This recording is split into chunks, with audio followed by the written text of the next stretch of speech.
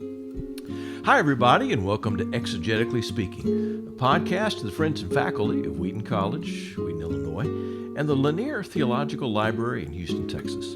My name is David Capes, and I am the Senior Research Fellow at the library, former faculty member up at Wheaton. And our purpose in these podcasts is simple. We want to promote the study of biblical languages, Greek, Hebrew, Aramaic, so we can read the Bible more faithfully, study it more fully, and not just read it and study it, but also to live it.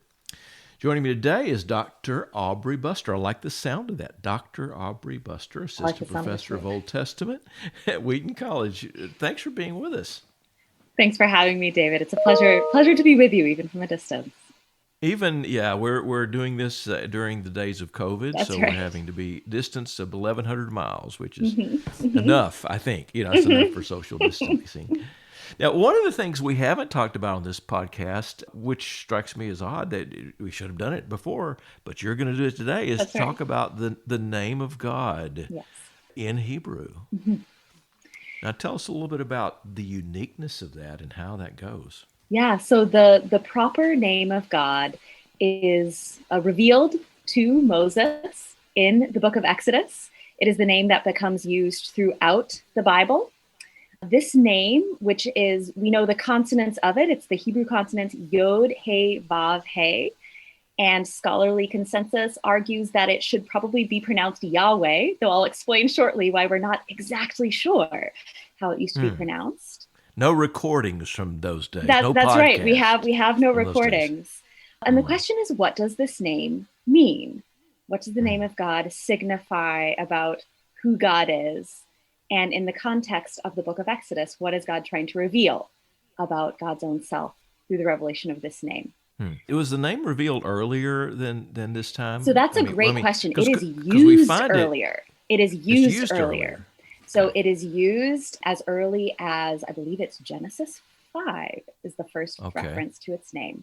That is when it describes people beginning to call upon the name of the Lord. And this is in Hebrew, the proper name of God.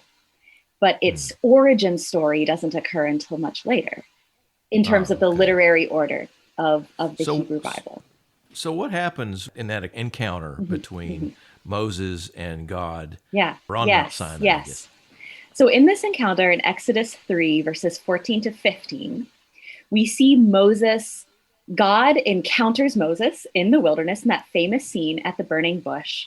And Moses asks God what is really a very good question. That is, if Moses goes to Israel and begins talking about freeing them from Pharaoh, what happens if the Israelites ask what God's name is? At this point, we should remember that Israel has been in Egypt for quite a long time. It is unclear how many of their ancestral traditions they are familiar with. And so they need, in effect, a reintroduction to who God is. And when Moses asks this question, God replies with what is in Hebrew, the phrase Ehyeh Asher Ehyeh, which is typically translated in our English Bibles as I am who I am. Now that verb Ehyeh is a first person call imperfect of a verb of being. So the verb Hayah, He, Yod, He, so that means to be, right? It's used to signify being. But in the call imperfect, and here's where we get the fun Hebrew information, in the imperfect, this connotes continuing or unfinished action. While English is a tense language, a language that uses tense, right? We divide things by time period. Something happened in the past, it happened, it is happening currently, or it will happen in the future. Hebrew doesn't necessarily divide its verbs in the same way. And so the imperfect is used to indicate action that is perhaps ongoing in the present and will continue to ongo in the future. So this phrase, Ehyeh Asher Ehyeh, used to describe who God is, can be translated, I am who I am, or I will be who I will be. And in the context of the Exodus narrative account, this signifies in part that Moses is about, and the Israelites are about to find out just exactly who God is. Yes, when he, in terms of both what God does and what God is going to do to Pharaoh and in his salvation of the Israelites. So you might have heard that Ehye is a little bit different from the name of God that we understand as pronounced as Yahweh. But what Exodus 3:14 does is to give an etymological explanation for the form of the name Yod-He Vav-He, which we pronounce as Yahweh. When we move to the book of Revelation, there are these moments where it says something like the one who is, the one who was, the one who is to come. So it covers sort of present, past, and future at that point. Yes, but it seems to me that that's really kind of a reflection upon what you're talking about here. What the name means. So now, in your English Bibles, you probably don't encounter the name Yahweh written out in this way.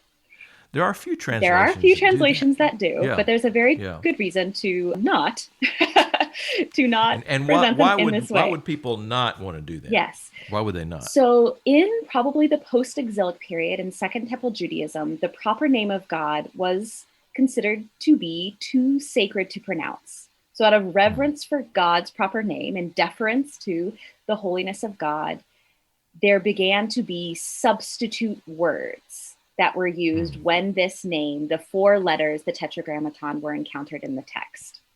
The ones that have survived in both Christian and Jewish traditions are Adonai, which is the Hebrew word for Lord. And of course, kurios is used in the Greek text, I think, right? Greek. You're a New Testament scholar. You can correct me there. Absolutely.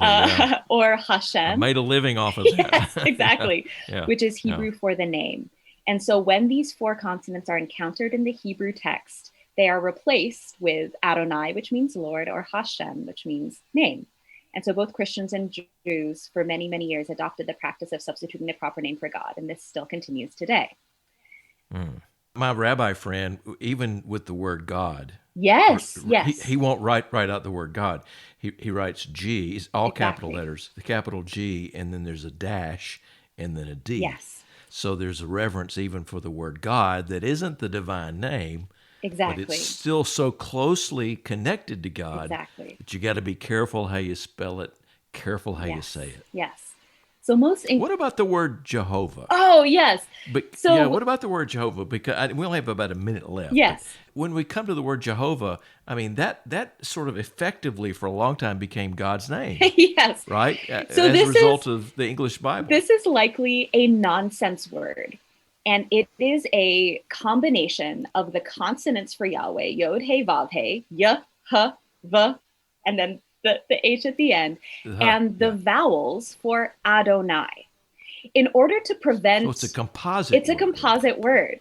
In order to prevent, say if you were tired and you were reading the Hebrew Bible, in order to prevent you from slipping up and accidentally reading Yahweh, the Masoretic tradition inserted vowels from other words into this word so that when you were reading along, you would stumble on this and realize, I'm not supposed to pronounce this name. I'm supposed to pronounce it Adonai or Hashem or some other substitution.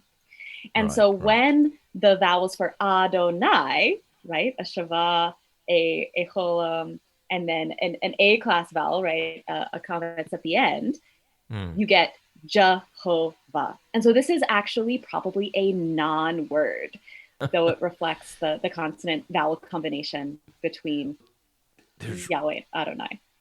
There's all these interesting things that happen. Yes. When people are writing the name and saying the name and the care, and part of that goes back to the commandment, you do not lift up the name of God in some empty, foolish way. Right. We could go on forever about this, but anyway, we got to stop now, but we'll take this back up. Dr. Aubrey Buster, thank you so much for being with us. Thanks to Silvio Vasquez, Rebecca Larson, and Krista Sanchez for helping us edit and produce this podcast. Thanks as well to Phil Keggy for our music. If you want to study biblical languages, you ought to consider Wheaton College, whether you're a graduate or an undergraduate student. Go to the website, www.wheaton.edu, and look for modern and classical languages if you are undergraduate.